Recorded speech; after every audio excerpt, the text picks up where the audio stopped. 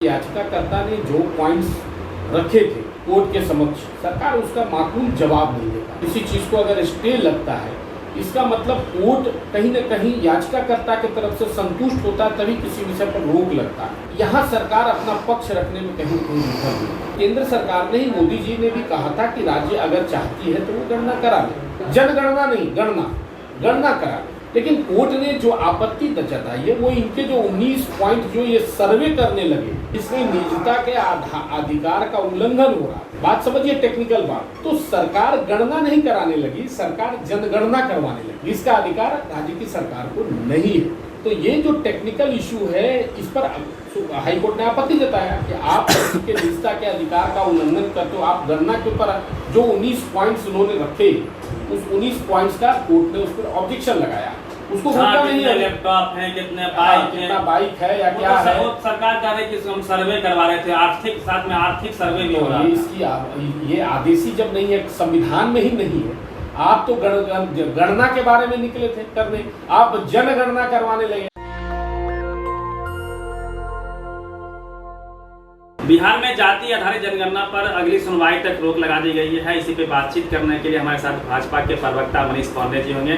Sir, क्या लगता है, आप लोग भी तो जब साथ में थे तभी जाति जनगणना की कहीं ना कहीं बात हुई थी, आप लोग समर्थन में थे। देखिए, बहुत दुखद है, ये बहुत दुखद बात है कि जो सोच था विकास का, जिससे जाति जनगणना के परिणाम के बाद जो विकास की बात हो रही थी, हम सभी लोगों ने सोचा था, सर्वदलीय जो मीटिंग हुई थी उसके बाद जो चीज़ें तय हुई थी ये होना, उसको एक बहुत बड़ा झटका लगा है। और ये बड़ा दुखद है, जातीय जनगणना नहीं हो पा रहा है। हालांकि यह अंतरिम रोक है, इस पर अभी परमानेंट कोई डिसीजन कोर्ट ने नहीं दिया है, इसलिए हम लोगों को आशान्वित होना चाहिए कि निश्चित रूप से कोर्ट जो है वह इस पर कुछ सकारात्मक देगा। लेकिन सवाल यह उठता है कि अंतरिम रोक लगा, यह सवाल तो यह विषय का अंतरिम रोक क्यों लगा। देखिए, मुझे लगता है कि जो अध्ययन करने के बाद यह पता लगा है कि याचिकाकर्ता ने जो पॉइंट्स रखे थे कोर्ट के समक्ष, सरकार उसका माकूल जवाब नहीं देता, मुझे लगता है। क्योंकि ऐसे अनपढ़ व्यक्ति भी अगर वो कोर्ट के बारे में बहुत कुछ नहीं भी जानता है तो भी देखेगा कि कोई किसी चीज़ को अगर स्टे लगता है, इसका मतलब कोर्ट कहीं न कहीं याचिकाकर्ता की तरफ से संतुष्ट होता है, तभी किसी विषय पर रोक लगता है। तो यहाँ सरकार अपना पक्ष रखने में कहीं कोई विफल नहीं। सरकार की मंशा पे सवाल है आप लोगों का? नहीं, देखिए, सरकार की मंशा का विषय नहीं है। विषय यहाँ पर यह है कि अगर जिन बातों को कोर्ट ने इंगित किया है, जिन बातों को, जिस पॉइंट्स को कोर्ट ने रखा है, मान लिया जाए, देखिए, ये जो 500 करोड़ रुपया का जो बजट दिया गया था, ऑफिस में या आकस्मिक निधि जिसको कहते हैं, आपातकालीन फंड जो होता है, जब कहीं भूकंप आ जाता है, कब कोई त्रासदी हो जाती है, उसमें खर्च करने का होता है, मुख्यमंत्री का विशेषाधिकार होता है। जब सरकार के एजेंडे पे पहले से था, हम लोगों ने ही सर्वसम्मति से पास कर दिया था एनडीए के समय में ही, तो सरकार जो 2023-24 का बजट पेश कर रही थी, उसी समय सरकार ने क्यों नहीं बजट का प्रावधान 500 करोड़ रुपए का बजट में ही कर दिया था। आकस्मिक निधि के पैसे को जनगणना के काम में क्यों लगाया गया? कोर्ट ने उस पर आपत्ति जताई है। भाई, जब आपकी योजना का वो पार्ट था तो आप बजट में ही 500 करोड़ रुपए डाल देते, क्या दिक्कत था? आप अपने जो है आकस्मिक फंड का इस्तेमाल कर रहे हैं, जो कहीं न कहीं त्रासदी आपदा के समय में था। बिल्कुल पॉइंट है, कोर्ट ने इस पर भी उंगली उठाई है कि आप किस आधार पर आकस्मिक फंड का जो निधि का जो मुख्यमंत्री का आकस्मिक निधि होता है, उससे 500 करोड़ रुपए का आपने प्रावधान किया। एक तो वो हो गया। दूसरा चीज देखिए क्या है कि जनगणना कराने का अधिकार राज्य को नहीं, केंद्र को है। यही पे मैं आता, केंद्र को है, मैं आपको बता रहा हूँ। और केंद्र सरकार ने ही, मोदी जी ने भी कहा था कि राज्य अगर चाहती है तो वो गणना करा ले, जनगणना नहीं गणना करा ले। लेकिन कोर्ट ने जो आपत्ति जताई है वो इनके जो 19 पॉइंट जो ये सर्वे करने लगे, जिसमें निजता के अधिकार का उल्लंघन हो रहा है। बात समझिए, टेक्निकल बात। तो सरकार गणना नहीं कराने लगी, सरकार जनगणना करवाने लगी। इसका अधिकार राज्य की सरकार को नहीं है। तो ये जो टेक्निकल इशू है, इस पर हाईकोर्ट ने आपत्ति जताया कि आप के निजता के अधिकार का उल्लंघन करते हो। आप गणना के ऊपर जो 19 पॉइंट्स उन्होंने रखे, उस 19 पॉइंट्स का कोर्ट ने उस पर ऑब्जेक्शन लगाया। उसको भूखा नहीं है। लैपटॉप है, कितने बाइक है, बाइक है या क्या है। सरकार कह रही कि हम सर्वे करवा रहे थे, आर्थिक साथ में आर्थिक सर्वे भी हो रहा है। इसकी ये आदेशी जब नहीं है, संविधान में ही नहीं है।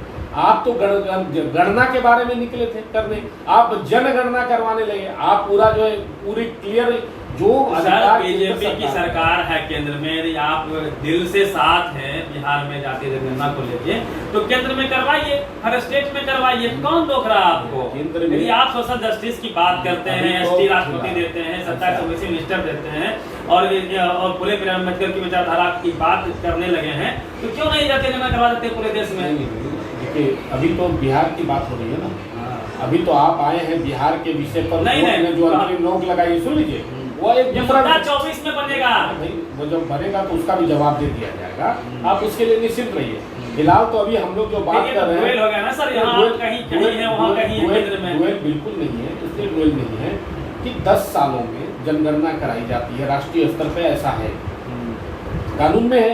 हमारी तो अभी 9 साल की सरकार हुई है, सुनिए बता रहे 9 साल से हम सरकार में, हम 11 में हुआ, 21 में होना था, 11 में हुआ है क्या? जातीय हुआ है जनगणना। आप उसका रिपोर्ट बताएंगे क्या है? जनगणना 11 में। अरे तो उसकी रिपोर्ट आप बताएंगे क्या? रिपोर्ट सार्वजनिक है, पोर्टल पर रिपोर्ट है। नहीं रिपोर्ट, मैं ये कह रहा हूँ जातीय जनगणना नहीं हुई है, जनगणना हुई है ना, सेंसस हुई है। आर्थिक सामाजिक गणना हुआ था 2011 में, कांग्रेस की सरकार ने कराई थी गणना उसने, लेकिन उसने रिपोर्ट जो है वह सार्वजनिक नहीं किया, रिपोर्ट सार्वजनिक नहीं किया। तो चक्कर यहाँ यही है। 2015 में कर्नाटक की कांग्रेस सरकार ने भी किया था, लेकिन उसने भी रिपोर्ट सार्वजनिक नहीं किया था। मेरे कहने का मतलब है ना, आपका सरकार है केंद्र में, कौन रोक रहा है? भाई ऐसा है, आप तो ऐसे सवाल हमसे कर रहे हैं जैसे 75 वर्षों से देश में भारतीय जनता पार्टी, लीजिए ना, आप ऐसे सवाल करें 75 वर्षों से कांग्रेस भारतीय जनता पार्टी की सरकार हो। अरे भाई 9 वर्षों में बहुत कुछ हुआ, ये भी होगा, ये भी होगा, नहीं होगा ऐसा बात नहीं, ये भी होगा। लेकिन सवाल ये है कि 7वां क्लास के बच्चे को, मेरी बात सुनिए, 7वां क्लास के बच्चे को बेचारा अगर वो तीसरा में ठीक से नहीं पढ़ पाया, तीसरा का सुनिए ना, तीसरा का कोर्स नहीं पढ़ पाया, तो 7वां के बच्चे को कह रहे कि तीसरा में जाके बैठो। जो चीजें 30 साल पहले हो जानी चाहिए थी, अगर तब की सरकार ने नहीं किया, तो उसका आरोप आप आज की सरकार में मांग कर रहे थे। बिल्कुल मांग कर रहे हैं, और हम समर्थन में, हम समर्थन में करवाइए, हम समर्थन में, और ये होगा भी। ये तो लॉ है, 10 साल में होना ही, इसको कौन रोक सकता है? जनरल का आज नहीं होगा तो कल होगा। लेकिन अभी जो मुद्दा था, बिहार सरकार कहाँ रुक गई, कहाँ नहीं, आपको ऐसा लगता है। देखिए, जब किसी की करनी बुरी होगी ना, तो उसका फल किसी न किसी को मिलेगा। जब कोई गलत करेगा तो उसका किसी का लाभ मिलेगा, कोई अच्छा करेगा तो उसका किसी को नुकसान होगा। अच्छा कर दीजिए ना, इसलिए आप यह बात मत कहिए कि आपके दोनों हाथों में लड्डू है। हम ईमानदार सोच के साथ, अगर उस समय हम कहते कि इसमें टेक्निकल गलती है, तब कल ये लोग कहते कि नहीं, भाजपा वाला तो कराना ही नहीं चाहता। आज वही बातें जब कोर्ट कह रही है, तो ये कह रहे हैं कि कोर्ट में बीजेपी वाले अड़ंगा लगा रहे हैं, नहीं करने देना चाह रहे हैं, कोर्ट को प्रेशर में साथ में, सरकार के साथ है। बिल्कुल, हम जातीय जनगणना के साथ हैं। देखिए, आप लोगों को याद होगा, हमारे प्रदेश अध्यक्ष तत्कालीन संजय जायसवाल जी ने कहा था, जब जातीय जनगणना शुरू हुई तो उन्होंने प्रेस कॉन्फ्रेंस करके कहा था कि हम लोगों को भी बिठाना चाहिए था, सभी दलों को विश्वास में लेके जनगणना की शुरुआत करनी चाहिए थी, जातीय गणना की, क्योंकि उसमें हम लोग अपना टॉपिक देते कि क्या रखना है, नहीं रखना है। लेकिन उस सरकार ऐसा नहीं की, और एकदम एकाधिकार समझ के अपने मन से जनगणना का काम करवाइए, उनका रिजल्ट सामने है। ईश्वर से काम ना करते हैं, बागेश्वर जी को आप लोग बुलवा रहे हैं कि हो जाएगा सेंसस। आप भी कीजिए। हाँ, आप नहीं कीजिएगा। चलिए, ये मनीष पांडे जी थे, बीजेपी से प्रवक्ता हैं, और जिस प्रकार से जातीय जनगणना बिहार में रोक दी गई है अगली सुनवाई तक, उसको लेके तमाम अपडेट्स मैं लगातार आपको देता रहूँगा। पूरी बातचीत कैसी लगी, अपनी प्रतिक्रिया बता दीजिएगा। रवि मेहता, नेशनल दस्तक, पटना। नेशनल दस्तक की आपसे गुजारिश है कि अगर इसको बचाना चाहते हैं तो नेशनल दस्तक को सब्सक्राइब करने के लिए रेड कलर के सब्सक्राइब बटन को दबाएं, फिर बेल आइकन की घंटी दबाएं। नेशनल दस्तक को बचाने के लिए बहुत जरूरी है कि हर खबर को शेयर करें, लाइक करें, कमेंट जरूर करें।